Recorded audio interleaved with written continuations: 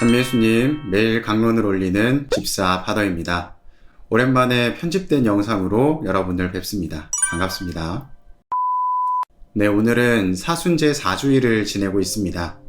오늘 나오는 일독서인 역대기의 내용을 살펴보면 예레미야 예언자의 말씀이 나오고 있습니다. 이 예레미야 예언자가 오늘 우리에게 주고자 하는 메시지는 과연 무엇일까요?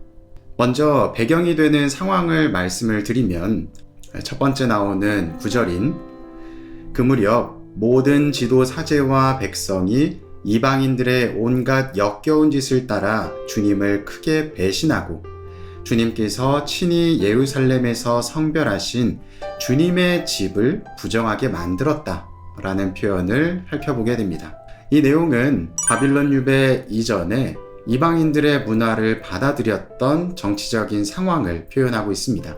기원전 7세기에는 이스라엘이 놓여져 있는 정치적인 상황이 그리 좋지 않았습니다. 그들에게는 주변 강대국들로부터 살아남느냐, 살아남지 못하느냐가 굉장히 중요한 요소였죠. 그래서인지 약소국이었던 이스라엘은 강대국에 들러붙기를 밥 먹듯이 했습니다. 그 중에 한 국가였던 아시리아에게 자신들의 통치를 맡기게 됩니다. 그리고 자연스럽게 아시리아에서 믿고 있는 이민족들의 신들이 야훼 하느님과 합쳐지게 되는 종교 혼합주의에 이르게 되고 이 문화가 지속적으로 이어지면서 이스라엘은 점차적으로 하느님과는 멀어지게 되는 상황을 초래하게 됩니다. 그래서 하느님께서는 다양한 예언자들을 이스라엘 땅에 보내시면서 야훼 하느님께 다시 돌아와야 된다는 것을 알리고 있었죠. 그럼에도 불구하고 이들은 하느님의 음성을 알아듣지 못하고 더 좋지 않은 상황으로 치닫게 됩니다.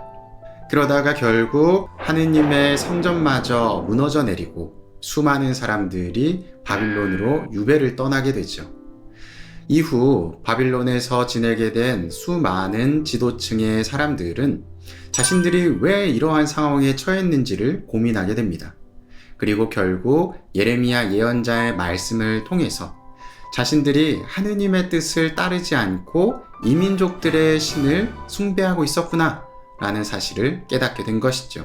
이러한 깨달음이 있고 난 이후에 하느님께서는 키루스라고 하는 페르시아의 임금의 마음을 움직이셔서 키루스 칙령이라고 하는 것을 반포하게 만드십니다.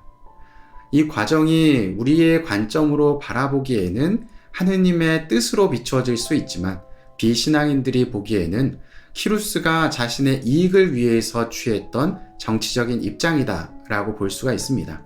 그러나 하느님을 믿고 있는 우리는 후자가 아니라 전자의 입장으로 이 사건을 바라보아야 되겠죠. 그래서 키루스 칙령을 통해 이 유다인들은 다시 이스라엘 땅으로 향하게 됩니다. 그리고 다시는 똑같은 죄를 짓지 않기 위해서 하느님께 숭배를 드리는 다양한 제사 행위들, 올바른 신앙관을 갖기 위해 노력하게 됩니다. 이것이 오늘 예레미야서에 나오는 내용입니다.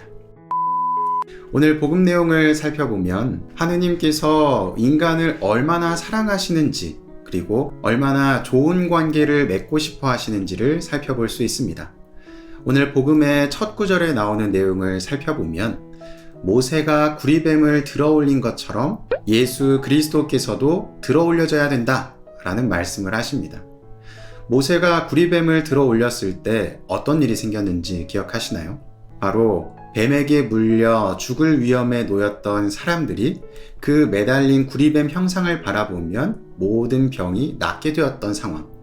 이것과 마찬가지로 예수 그리스도께서 십자가에 매달리심을 통해 예수 그리스도를 바라보고 믿는 모든 사람들이 하느님께 지었던 죄를 용서받게 되는 상황을 표현하고 있는 것입니다. 결국 하느님께서는 당신의 외아들인 예수 그리스도를 통해서 당신께서 사랑하시는 우리를 죄 중에서 구원해 주신 것입니다. 하지만 이 모습을 바라보는 많은 사람들은 예수 그리스도를 통한 구원이라고 하는 측면보다는 자신들이 심판받게 된다는 생각을 했습니다. 그 이유는 서로 입장이 달랐기 때문에 그래요. 누군가는 그리스도를 믿게 됨을 통해 구원이라고 하는 은총을 누렸지만, 누군가는 예수님을 믿지 않았기 때문에 심판을 받게 되는 것입니다. 그리고 이 심판을 받는 사람들의 모습을 보게 되면 대부분 빛이 아니라 어둠을 따르던 사람입니다. 자신들의 이익만을 추구하고 그리스도께 믿음을 두지 않았던 사람들이 어둠 가운데 머물렀던 사람들이고, 결국 그들은 하느님의 심판을 받게 되었던 것이죠. 우리는 심판받지 않기 위해서 예수님께 대한 믿음을 가져야 합니다. 그리고 이 믿음은 오늘 이 독서에서 살펴보면 믿음을 통하여 은총을 받고 더불어서 구원을 받는다는 표현을 통해 우리가 행해야 되는 궁극적인 자세가 바로 믿음의 자세라는 것을 알게 됩니다. 우리는 믿음으로 은총을 받고 구원을 얻게 되는 것, 이 선물을 누려야 합니다. 이것은 나의 노력으로 이루어지는 것이 아니라 그리스도의 희생을 통해서 이루어지게 됩니다. 그분께서 우리 때문에, 바로 나의 죄 때문에 죽음을 당하시고 이후 부활하시는 모습을 통해서 우리가 얻게 될 기쁨을 마련해 주신 것이죠. 따라서 우리는 앞서 말씀드린 것처럼 먼저 믿을 수 있어야 합니다. 맹목적인 믿음은 요즘 시대에 맞지 않는 믿음일 수 있지만, 그리스도의 관점 안에서는 이 맹목적인 믿음이 반드시 필요합니다. 누군가는 이야기할 겁니다. 봐, 하느님이 어딨어? 하느님이 계시면 이런 어려움들, 고통들 모두 없애주셔야 되는 거 아니야? 이거 봐, 그러니까 없는 거야. 이러한 모습을 보이는 사람들도 있겠죠. 또한 갖가지 과학적인 증거를 들이밀면서 하느님의 존재에 관해서 이 믿음과 신앙이라고 하는 것에 관해 의문을 던지는 사람들이 존재할 겁니다. 이러한 질문들에 관해서 우리는 하나하나 모두 답변하지 못할 수도 있습니다. 이것은 우리 신앙 안에 논리적이지 않은 모습이 있기 때문에 그런 것이 아니라 우리가 하느님에 관해서 더 이상 설명할 수 있는 능력이 없기 때문에, 인간이 지닌 능력의 한계 때문에 그런 것이죠. 이제 곧 부활을 맞이하게 됩니다.